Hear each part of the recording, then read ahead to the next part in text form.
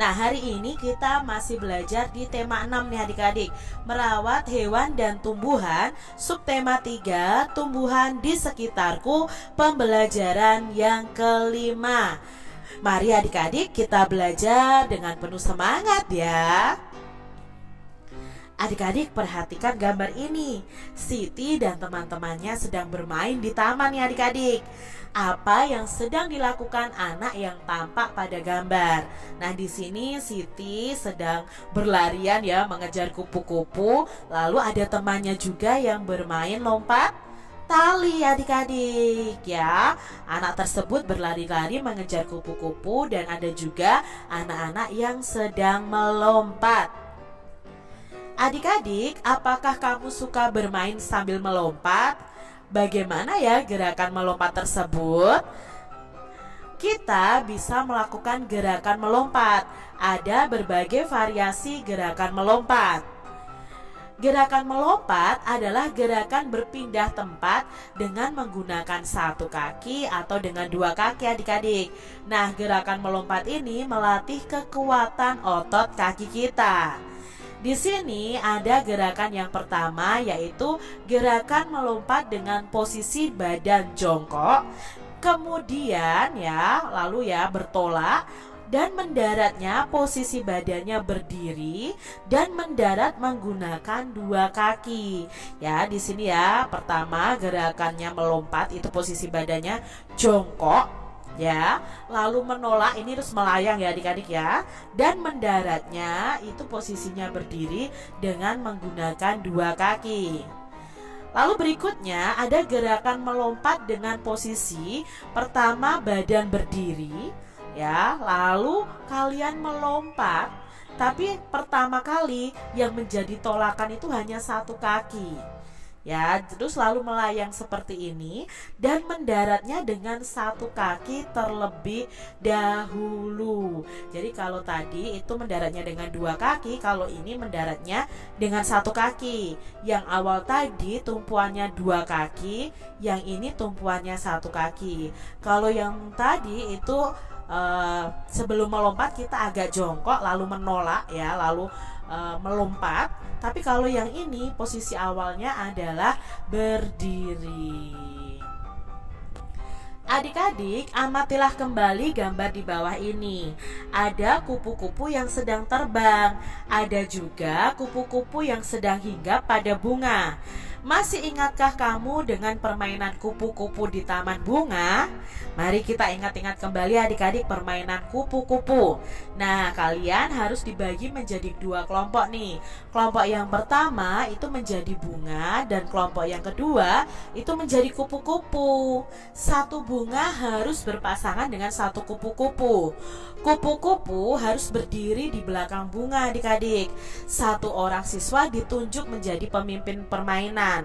Ketika pemimpin permainan kalian menyebutkan satu bilangan genap, ingat bilangan genap kemarin ada 2, ada 4, 6 ya, lalu 8, 10, 12 dan seterusnya, maka kupu-kupu harus berlari di belakang bunga sebanyak 5 kali.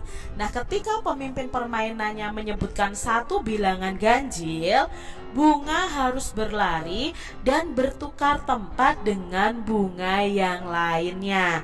Itu aturan dalam bermain kupu-kupu dan bunga ini adik-adik. Nah, adik-adik, kalian bisa menambahkan satu peraturan. Peraturan tambahannya adalah sebagai berikut.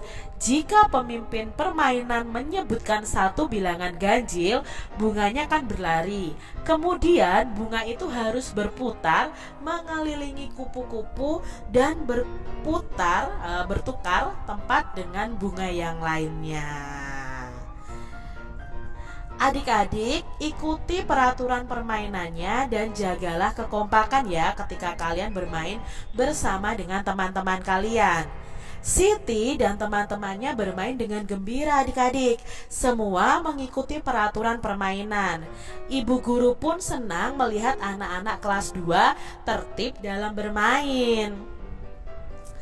Tuliskan kembali peraturan permainan kupu-kupu di taman bunga. Nah, di sini Kak Citra hanya akan menggarisbawahi yang termasuk dalam aturan permainan kupu-kupu dan bunga ini. Nah, ini aturannya adik-adik ya. Ketika pemimpin permainan menyebutkan satu bilangan genap, kupu-kupu harus berlari di belakang bunga sebanyak 5 kali. Itu peraturan yang pertama. Peraturan yang kedua, ketika pemimpin permainan menyebutkan satu bilangan ganjil, maka bunga berlari dan bertukar tempat dengan bunga yang lain. Ini adalah peraturan pada permainan tersebut. Apa yang terjadi apabila anak-anak kelas 2 yang bermain tadi tidak mengikuti peraturan permainan adik-adik? Nah, yang terjadi tentunya permainan menjadi tidak menyenangkan dan malah bisa jadi pertengkaran adik-adik, bisa terjadi pertengkaran. Jadi kalau ada peraturan dalam permainan, semua anak harus mematuhi peraturan tersebut supaya permainannya menjadi menyenangkan, permainannya bisa berjalan dengan baik dan lancar dan menghindari pertengkaran. Tanyakan kepada temanmu contoh tata tertib ketika jam istirahat di sekolah adik-adik. Nah, di sini Kak Citra, kalian bisa membuat pertanyaan dan jawaban nih adik-adik tentang contoh tata tertib di lingkungan sekolah kalian, terutama di jam istirahat. Nah, contoh pertanyaan untuk kalian ke teman kalian seperti ini. Apa saja peraturan saat jam istirahat? Nah, jawabannya bisa begini. Peraturan saat jam istirahat adalah: 1. Tidak jajan di luar sekolah. 2. Tidak main di luar sekolah. 3. Kembali ke kelas segera setelah bel masuk berbunyi. Tidak membuang sampah sembarangan saat jajan di kantin. Cuci tangan sebelum dan sesudah makan. Dan bermain dengan tertib. Nah, ini adalah contoh peraturan saat jam istirahat. Tanyakan juga kepada temanmu tentang usahanya untuk mematuhi tata tertib yang sudah disebutkan. Nah, kalian buat pertanyaan dulu nih. Contohnya seperti ini. Apa usahamu untuk mematuhi tata tertib saat jam istirahat? Nah, kalian bisa jawab. Saya berusaha mematuhi tata tertib saat jam istirahat adalah dengan beli jajan di kantin, membuang sampah di tempat sampah, dan bermain bersama teman dengan rukun. Tanyakan juga kepada temanmu apakah pernah melanggar aturan di sekolah. Nah, untuk menanyakan tersebut, kalian bisa menggunakan pertanyaan begini. Apakah kamu pernah melanggar peraturan di sekolah? Kalau pernah, apa peraturan yang kamu langgar? Nah, mungkin teman-teman kalian akan menjawab. Kalau Kak Citra ditanya teman Kak Citra seperti ini, jawaban Kak Citra pasti Kak Citra pernah melanggar peraturan di sekolah, yaitu datang terlambat ke sekolah. Nah, adik-adik, pernahkah kalian melanggar peraturan di sekolah? Dan peraturan apa yang kalian langgar ya? Kalian tulis di kolom komentar. Adik-adik, tuliskan kesimpulan tersebut dengan menggunakan huruf tegak bersambung dan perhatikan penggunaan huruf kapital dan tanda titik. Nah, kesimpulannya dari kegiatan tadi adik-adik, contoh peraturan saat jam istirahat itu adalah tidak jajan di luar sekolah, tidak main di luar sekolah, kembali ke kelas segera setelah bel masuk berbunyi, tidak membuang sampah sembarangan saat jajan di kantin, cuci tangan sebelum dan sesudah makan, bermain dengan tertib. Nah, kesimpulan yang kedua, kita harus berusaha mematuhi peraturan yang ada di sekolah. Dan yang ketiga, jika kita pernah melanggar peraturan, maka kita harus berusaha untuk tidak melanggarnya lagi. Itu kesimpulannya ya adik-adik. Melanggar peraturan itu mengakibatkan hal yang tidak baik. Apa saja yang tidak boleh kita lakukan di lingkungan sekolah? Nah, ini adalah hal-hal yang tidak boleh kita lakukan ketika di sekolah. Ini hanya beberapa contohnya saja adik-adik.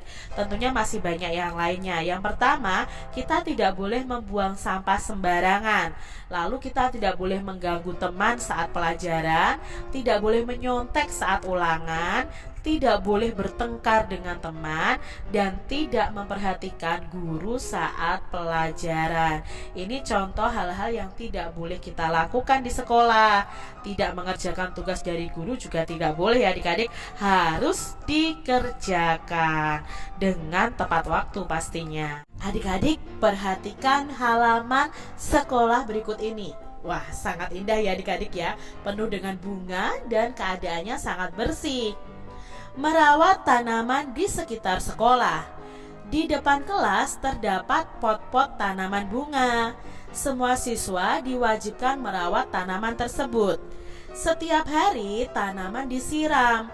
Siswa yang bertugas piket harus menyiram tanaman tersebut. Siswa harus menjaga tanaman agar tidak rusak. Ketika bermain, siswa harus berhati-hati agar pot bunga tidak pecah. Misalnya, tidak bermain bola di sekitar pot-pot bunga. Hal itu untuk menjaga agar bola tidak mengenai pot bunga. Adik-adik, apakah di lingkungan sekolah kalian ada banyak tumbuhan atau bunga? Nah, kalian harus merawatnya ya adik-adik ya. Jangan sampai tanaman dan bunga di sekitar sekolah kalian itu rusak. Apalagi kalau tanaman itu ada di pot. Jangan sampai kalian merusak potnya adik-adik ya. Sayang sekali. Karena itu adalah salah satu keindahan yang ada di sekolah kita. Nah adik-adik, sebutkan aturan untuk merawat tanaman di sekolah. Nah untuk merawat tanaman di sekolah itu ada aturannya. Contoh aturan merawat tanaman di sekolah adalah menyiraminya setiap hari, memberi pupuk dan tidak merusak tanaman tersebut. Itu contoh aturan di sekolah ya untuk merawat tanaman. Berikutnya, apa akibatnya apabila aturan itu tidak dipatuhi? Tentu akan berakibat adik-adik, berakibat yang tidak baik. Akibatnya jika aturan itu tidak dipatuhi, maka tanaman di sekolah akan layu dan mati. Sekolah menjadi tidak sejuk lagi dan tidak rindang lagi. Tentunya adik-adik tidak mau kan sekolah kalian menjadi tidak sejuk dan tidak rindang lagi? Maka rawatlah tanaman di sekolah kalian. Benny ingin bermain bola di sekitar kelas. Bagaimana sebaiknya kamu bersikap untuk menanggapi keinginan Benny tersebut? Nah adik-adik, kalau bermain bola di sekitar kelas kan ya berbahaya ya. Nah kalian harus menegur dan mengingatkan Benny agar bermain bolanya itu di lapangan saja. Karena bermain bola di sekitar kelas itu berbahaya. Nanti kalau bolanya kena pot tanaman, otomatis potnya akan pecah ya. Kalau terkena barang-barang di kelas ya otomatis barang-barangnya akan jatuh, bahkan yang dari kaca pun akan pecah adik-adik. Jadi kalian jangan bermain bola di sekitar kelas. Tuliskan percakapan di bawah ini menggunakan huruf tegak bersambung adik-adik. Nah di sini ada percakapan antara Lani dan Udin. Kita baca dulu sebelum kita tuliskan dengan huruf tegak bersambung. Hari ini aku mendapat tugas piket kelas, kata Lani. Sama Lani, aku juga piket hari ini, kata Udin. Setelah menyapu lantai kelas, kita menyiram tanaman di depan kelas, lanjut Lani. Tentu Lani, kita tidak boleh lupa menyiram tanaman. Adik-adik, di sini ada percakapan ya. Kalian perhatikan ada penggunaan huruf kapital pada nama orang, di awal percakapan ya, dan di awal kalimat tentunya. Nah kita tuliskan seperti ini adik-adik. Ini baris yang pertama, Laninya L-nya besar ya, hari hanya besar karena ini awal kalimat percakapan. Dan jangan lupa karena ini kalimat berita diakhiri dengan tanda titik. Lalu berikutnya Udin ya, U-nya huruf besar. Sama Lani berarti ini kalimat baru. Nah S-nya besar, Lani nama orang juga besar, diakhiri tanda titik. Nah setelah tanda titik ini harus memakai huruf kapital ya, makanya aku A-nya huruf kapital dan diakhiri tanda titik. Lalu Lani ya, Lani, lalu ada kata setelah diawali dengan huruf kapital dan di sini diakhiri dengan tanda titik. Berikutnya baris berikutnya Udin yang ngomong ya adik-adik ya. Nah, di sini ada kata tentulani. Tentunya karena awal percakapan harus memakai huruf kapital, nama orang memakai huruf kapital, kata kita ini adalah awal kalimat juga diawali dengan huruf kapital. Coba adik-adik tuliskan di buku tulis kalian masing-masing. Amatilah lingkungan sekitar sekolah kalian adik-adik. Apakah terdapat tanaman di sekitar sekolah kalian? Lalu ceritakan bagaimana peran kalian dalam merawat tanaman di sekolah kalian. Nah, tuliskan cerita kalian itu menggunakan huruf tegak bersambung. Di sini Kak Citra hanya akan memberikan contoh ceritanya. Ya, judulnya adalah merawat tanaman sekolah. Sekolahku penuh dengan bunga dan tumbuhan. Setiap hari kami bermain di taman sekolah. Setiap Kamis aku dan teman-teman mendapatkan tugas untuk menyirami tanaman. Kami mendapatkan giliran setiap harinya untuk merawat tanaman.